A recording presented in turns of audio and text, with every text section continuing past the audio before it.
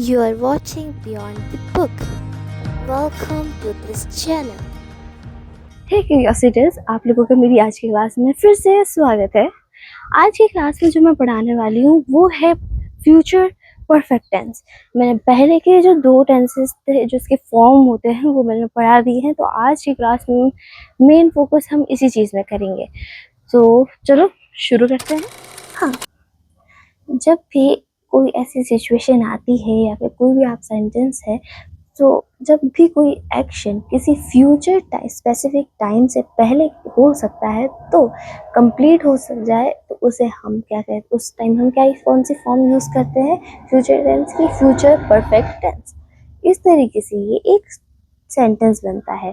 तो जैसे कि मैं एक सेंटेंस बनाती हूँ, ही सब्जेक्ट ले लेते हैं, जो इसका सेंटेंस स्ट्रक्चर होगा वो subject plus will plus have plus past participle plus आपका ऑब्जेक्ट, और या फिर आप टाइम या फिर ऑब्जेक्ट को भी काट दे तो वो आप ही की मर्जी है, आप अपने हिसाब से अपना सेंटेंस बना सकते हैं। बट जो मेन सेंटेंस स्ट्रक्चर होता है जो मैंने बताया, ये कुछ उस तरीके से ही होता है। सो अब इससे अगर हम एक सेंटेंस बनाए, सब्जेक्ट ले लेते हैं ही, फिर विल, फिर हैव, और याद रखना जो भी आप सेंटेंस बनाए चाहे वो सिंगुलर हो या फिर प्लूरल हो, इसमें हैव ही यूज करते हैं आप। तो इसीलिए he will have, he will have arrived to Paris by 7 o'clock.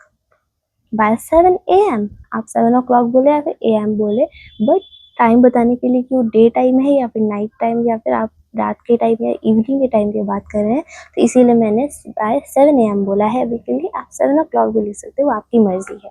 तो इस तरीके से हाँ, वो 7 am तक वहाँ पेरिस में पहुँच जाएगा, तो वो पूरा कंप्लीट हो जाएगा टास्क। हो सकता है वो 7 AM से पहले पहुंच जाए, तो इसीलिए हम इसको यहाँ पर हम लोग फ्यूचर परफेक्ट टेंस यूज करेंगे।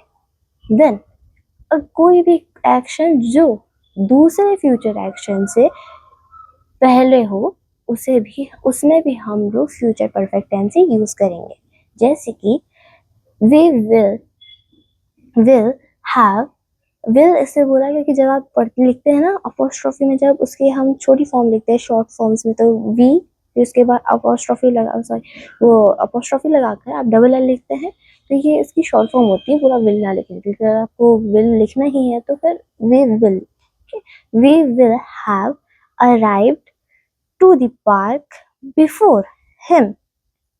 सो इसमें मैं बता रही हूँ कि मैं उससे पहले पहुंच जाऊंगी उस पार्क में। अगर मैं टाइम भी बता दूँ तो हम सब के सब पहुंच जाएंगे उनसे पहले। तो ये फ्यूचर की मैंने एक मतलब बता रही हूँ कि ये एक्शन हम उस एक्शन से पहले, जो मैंने बताया कि हम उनसे पहले पहुंच जाएंगे सबसे पहले। सो इस तरीके से आप इन दोनों जगहों में जब ऐसी कोई सिचुएशन आती है, ऐसा कोई सिनेरियो बनता है, तो तब आप उस टेंस को यूज करते हैं जिसे हम कहते हैं फ्यूचर परफेक्ट टेंस। इस तरीके से आपकी ये फॉर्म खत्म हो गई। अब मेरी वीडियो ज़्यादा छोटी ना हो जाए, तो जैसे कि मैंने अपने बाकी वीडियोस में दो टेंसेस को साथ में पढ़ाया था, उसी तरीके से मैं अभी आप लोगों को फ्यूचर परफेक्ट कॉन्टिन्यूअस टेंस भी पढ़ाऊंगी। देन लास्ट में जब हम वीडियो एंड करेंगे, उसके लिए आज मेरे पास एक बहुत अच्छा वर्ड ऑफ द डे है। अब बारी है फ्यूचर परफेक्ट कॉन्टिन्यूअस टेंस। जैसे कि मैंने पहले चीज़ों में, मतलब पहले अपनी जितनी वीडियोस में मैंने टेंसेस के जितने फॉर्म्स बताए, तो उसमें जो परफेक्ट कॉन्टिन्यूअस टेंस होता है उसमें आप जो मेन फोकस करते हैं वो होता है ड्यूरेशन में। तो कोई भी सेंटेंस में आपका जिसमें फोकस किया जा रहा होगा ड्यूरेशन में, वो सेंटेंस आपको परफेक्ट कॉन्टिन्यूअस टेंस में होता है। और अगर आप उसको पता करना है कि फ्यूचर में है, पास्ट में है या फिर प्रेजेंट में, तो आप उसकी हेल्पिंग वर्ब देख लेना। अब वैसे ही अगर हम फ्यूचर टेंस की बात करें, तो फ्यूचर टेंस में आप जब सेंटेंस बनाएंगे तो उसमें जिसका सेंटेंस स्ट्रक्चर होता है वो कुछ इस तरीके से होता है।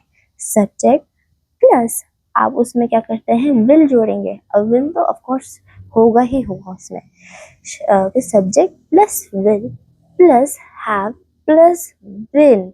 अब हैव के साथ आ जाता है बीन, हैव बीन, उसके साथ आप उसमें जोड़ देंगे verbs first form plus ING. ये जरूर पढ़ना, वर्ब्स फर्स्ट फॉर्म पढ़कर ही नीचे फर्स्ट फॉर्म मत लिख देना वर्ब की, उसके साथ आईएनजी जरूर जोड़ते, जिसको हम कहते हैं present participle.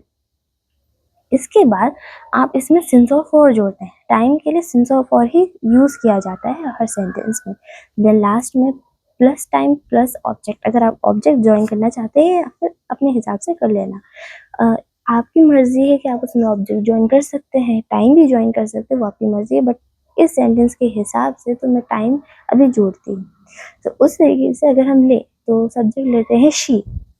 She will have been, और इसका जो प्रेजेंट पार्टिसिपल का वर्ड है उसे हम लेते हैं studying. She will have been studying. हम सिंस नहीं लेते हैं, फॉर लेंगे, क्योंकि सिंस लेंगे तो हमारे पास स्पेसिफिक टाइम हो जाएगा। वो 2 दिनों से पढ़ रही है ऐसा तो होगा नहीं। मतलब नॉर्मली कोई बच्चा बीच में गैप जरूर लेगा, और लेना भी चाहिए। ऐसा नहीं है कि आप पूरे दिन भर पढ़े रह रहे हो, पढ़ने में ही हो, बीच में थोड़ा थोड़ा गैप जरूर लेना चाहिए, क्योंकि फिर दिमाग में इतना ज़्यादा पढ़ कर ना फिर ऐसा लगता है कि अरे हम क्या पढ़ रहे हैं, फिर जो याद होता है ना वो सब भूल जाते हैं हम लास्ट में। तो इसीलिए थोड़ा ब्रेक ले लेकर पढ़ना चाहिए। उसी तरीके से अब अगर सेंटेंस में ले तो हमने फॉर लिया है।